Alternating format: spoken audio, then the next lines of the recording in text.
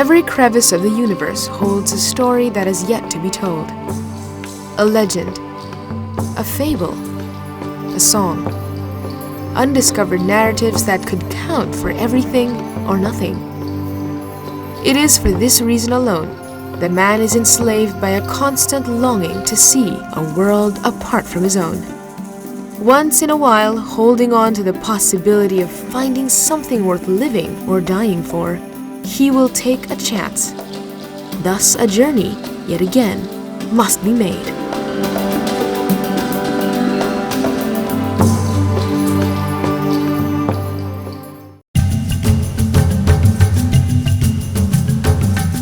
Borneo. In this roughly 74,000 square kilometers of land lives the last of what is uncorrupted by human frailty. The laws of nature prevail in this third largest island on Earth. And only by surrendering to this truth do about 15,000 species of flowering plants, 3,000 species of trees, 221 species of terrestrial mammals, and 420 species of birds survive and coexist with human beings.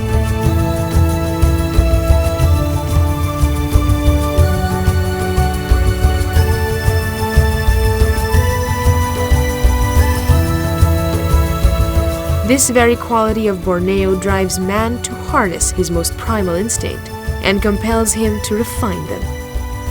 Even for the seasoned traveler, delving into this lesser-known world comes a hunger within.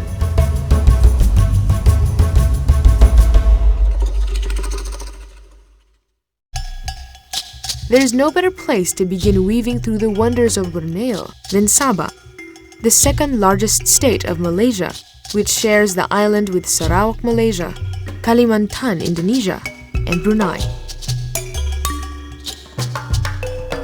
A 45-minute flight from Kota Kinabalu, the state capital, leads to Sandakan, a treasure trove of odd and sometimes surreal beauty that can only exist in a place as unforgiving as this.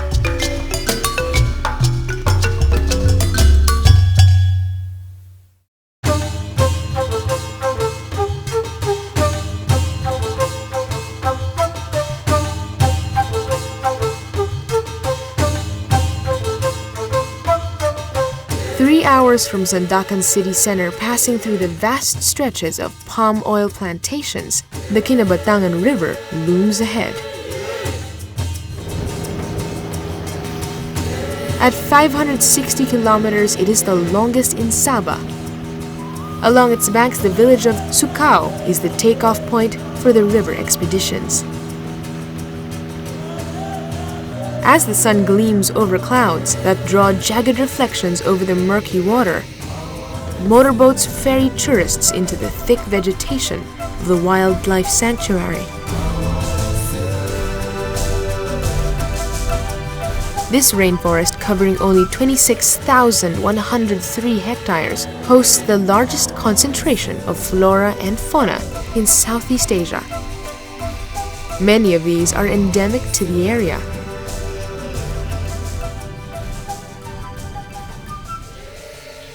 During the periodic hush of boat engines, the sound of life make up an orchestra that is as mind-boggling as it is welcoming. A clear signal that proper acquaintances must be made. The rules of engagement are basic. The local guides introduce characters of different peculiarities as they present themselves. The animals pay a curious glance here and there, suggesting their acknowledgement of human presence.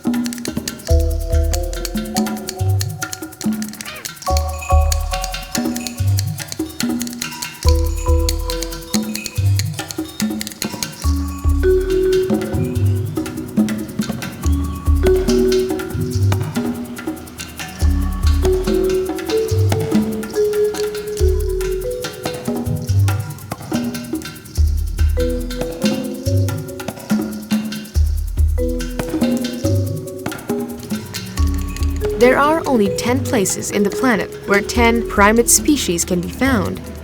Kinabatangan is one of them.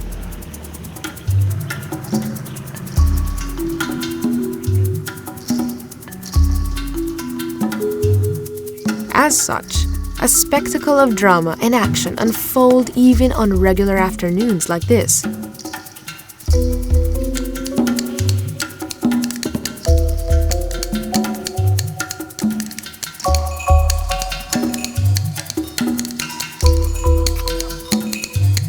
Orangutan sightings are common here. Because of its human-like characteristics, it is also called the wild man of Borneo. It is believed that this endangered great ape is the world's most intelligent animal other than humans. Proboscis monkeys are also regular fixtures in Kinabatangan. They are classified as endangered and are protected by law in all regions of Borneo. These monkeys are both arboreal and amphibious, allowing them to adapt to mangrove forests and riverine environs.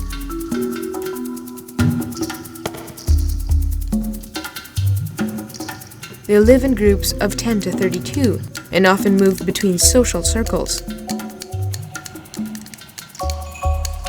Quite bizarre in appearance, their pendulous nose is a secondary sexual characteristic used to attract their mates. Especially for the male proboscis, the size of the nose, which can grow up to 7 inches, suggests dominance. The nose also serves as a resonating chamber that aids in amplifying their warning calls.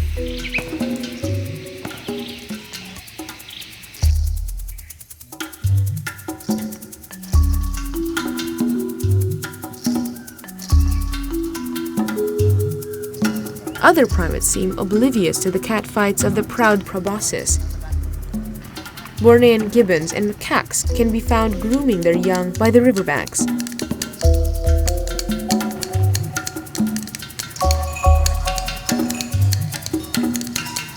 Some favor the idea of indulging their audience with acrobatics.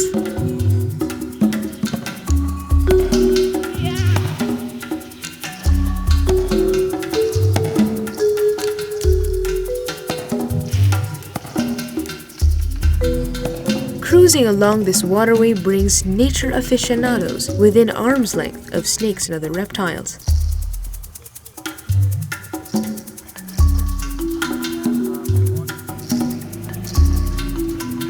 With some urgency, the boatman gestures toward the bubbles on the surface of the water. It hints the presence of baby crocodiles, its mother somewhere within the perimeter.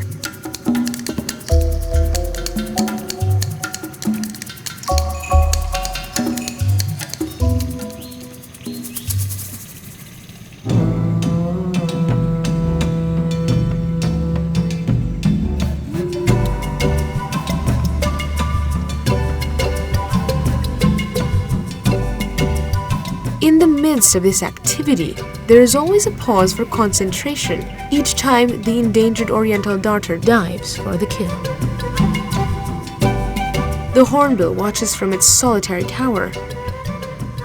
Egrets fly in exultation.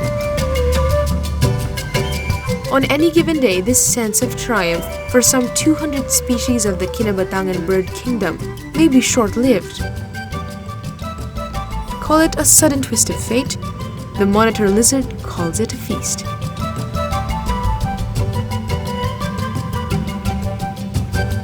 Before dusk, swiftlets swarm around the Kinabatangan's limestone outcrops. They are valued for their edible nests that sell for a fortune.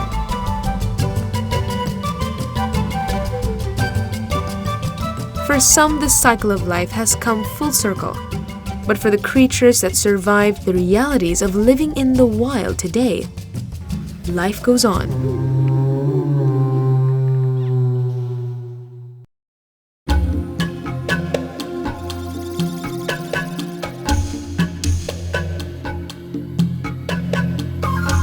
Many of the animals have retired for the evening.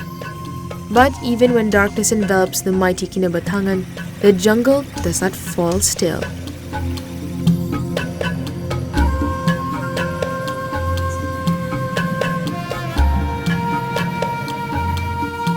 The civet moves beneath a shadow,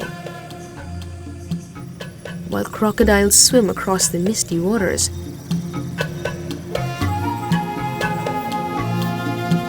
Under the light of millions of stars, nocturnal creatures take the opportunity to hunt for food without much competition.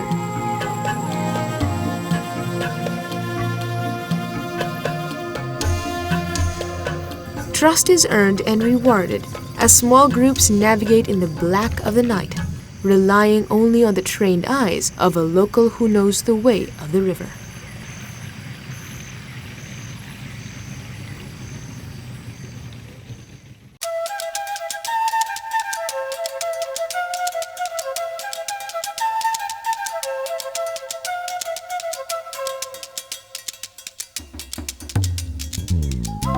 At daybreak, the humming of the birds awaken jungle dwellers.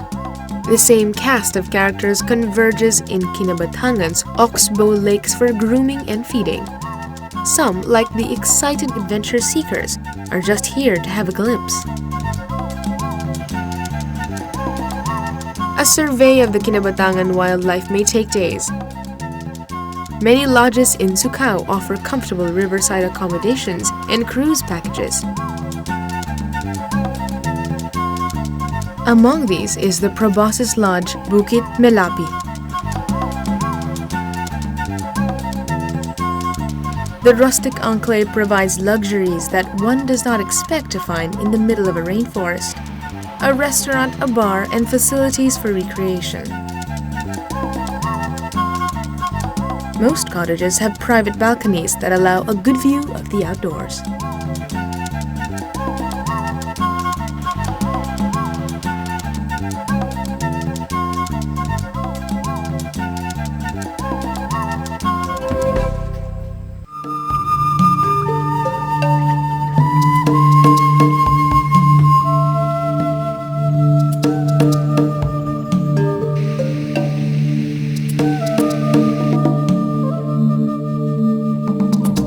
In this part of the world, nature does not condone the uncivilized.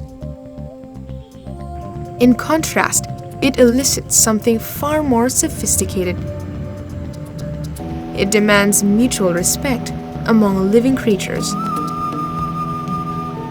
After a bond like this is created, it is with a heavy heart that one bids Kinabatangan farewell.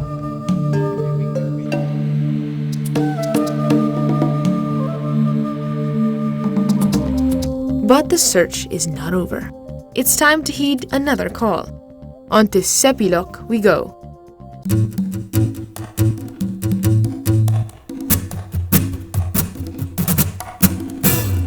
The thin line that differentiates man from wild can be found approximately 26 kilometers from the Sandakan city center.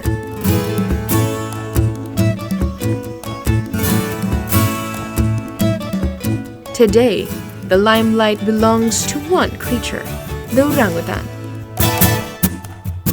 Established in 1964, the Sepilok Orangutan Rehabilitation Center sits on the edge of the 4,300-hectare Kabili Sepilok Forest Reserve.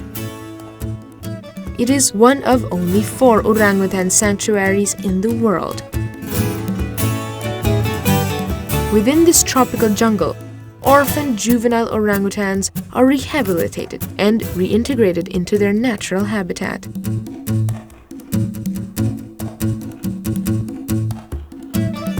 Everyone is welcome here under a few conditions. The rules are explicitly illustrated on posters found in the trail. Wacky as they may be, follow them to the letter. Do not bring food and drinks, including water bottles. Taking pictures is fine, but do away with flashes. Do not bring insect repellent. A 10-minute walk along a tree-lined path leads to a viewing deck just a few meters across a feeding platform.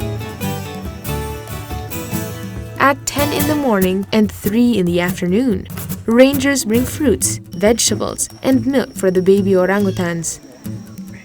Under the heat of the sun, dozens of tourists and researchers patiently wait to meet these endangered creatures up close. The cameras are ready, and everything is in a standstill. The great ape finally makes its grand entrance, brachiating across ropes onto the stage.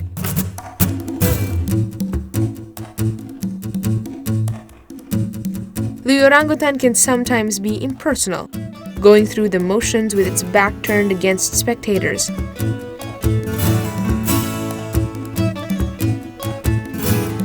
The encounter with this coy animal may be quick, but well worth the trip.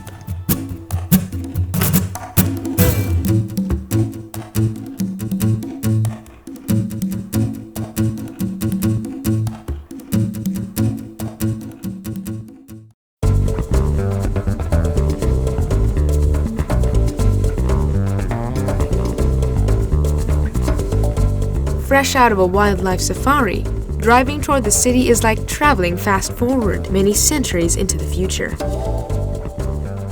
Sandakan has a subtle way of introducing itself. Like a wise chronicler, it starts with accounts of how it came to be what it is today. The historic Sabah Hotel holds the key. The walls of the century-old building displays mementos dating back to the 1700s, when Sandakan was a busy trading outpost controlled by the Sultan of Sulu, who also governed the southern Philippines. In the latter part of the 1800s, the first European settlement found its way here, having been granted permission by the Sultan. They called the place Sandakan, a Tausug or Sulu word that means the place that was pawned. Later on, with the arrival of a large number of German settlers, it came to be known as Kampung German, or German village. But in 1879, Kampung German was accidentally burned to ashes. William Pryor, a British who helped negotiate leases for northern Borneo from the Sultans of Sulu and Brunei, moved the settlement to the mouth of Sandakan Bay and named it Elopura, a beautiful city. Eventually, the name was changed back to Sandakan. William Pryor is now remembered as the father of modern Sandakan. A memorial was erected in the city in his honor.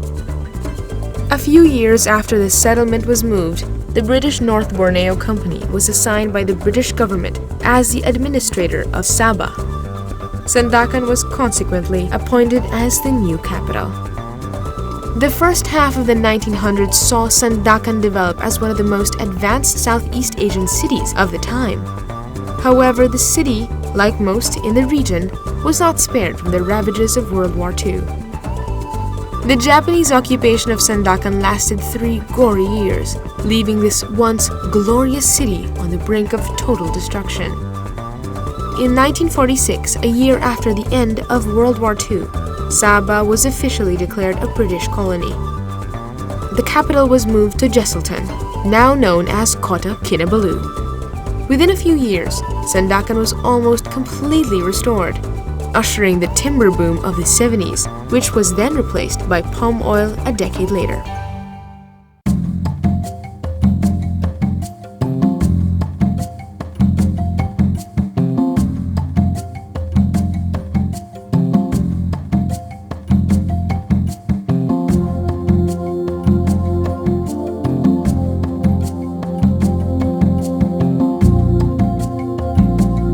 Today, old and new edifices stand as monuments to Sandakan's rich past and promising future. It is home to a people of different ancestries and religious persuasions. The Sandakan Heritage Trail unravels this much. This 90-minute walk covers about 15 locations, commencing at the Masjid Jamek Mosque. Built over a century ago, this sanctuary embodies the Islamic influences that has always been a significant part of life in Sandakan. Not far away is another pre-war place of worship, the St. Michael's and All Angels Church. The exquisite stained glass windows that adorn this stone structure were a gift from the Australians in commemoration of the 60th anniversary of the end of World War II. On a hilltop south of the city, the age-old wisdom of the East watches over the town center. Completed in the 1980s, the Puji Shi Buddhist Temple represents the sizable Chinese inhabitants of Sandakan. This traditional red and gold temple conforms to the principles of Feng Shui as it faces the sea and is backed by a mountain.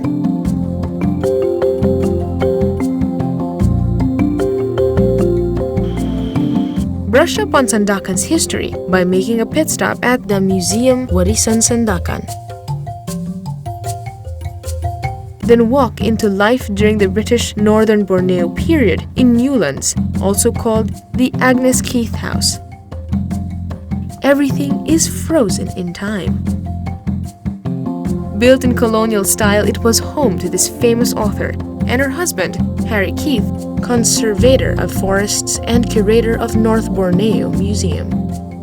When the Keiths left Sabah in 1952, conservators of forests, forestry officers, and volunteers occupy this abode, which was restored from its original foundation after the war. Newlands is just a 20-minute walk from the town proper. A stone's throw away from the Agnes Keith House is another idyllic way of experiencing Sandakan. Have a relaxing afternoon at the English Tea House. Play a round of croquet in a perfectly manicured lawn, or simply sit back and enjoy the fine selection of teas and traditional English specialties. For a more local dining experience, visit Pasar Sim Sim or Sim Sim Market.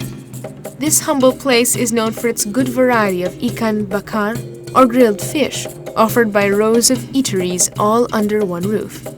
The fish is best paired with traditional vegetable dishes. Armed with a full stomach and a newfound love affair with Sandakan, it is time to hit Pasar Umum, the central Sandakan market. From dried fish to semi-precious crystals and pearls, there is a daily exhibit of local knickknacks in this 3-story shopping complex. A journey to Sandakan presents things as it was, as it is, and as it could be, minus the frills. It takes one into the basics of values and ideals, into the simple laws of the universe that govern us every day. And in a most straightforward way, it illustrates how these rules apply equally to us humans, to creatures of the wild, and all other elements that play a part in this wonderful sphere of existence we call life.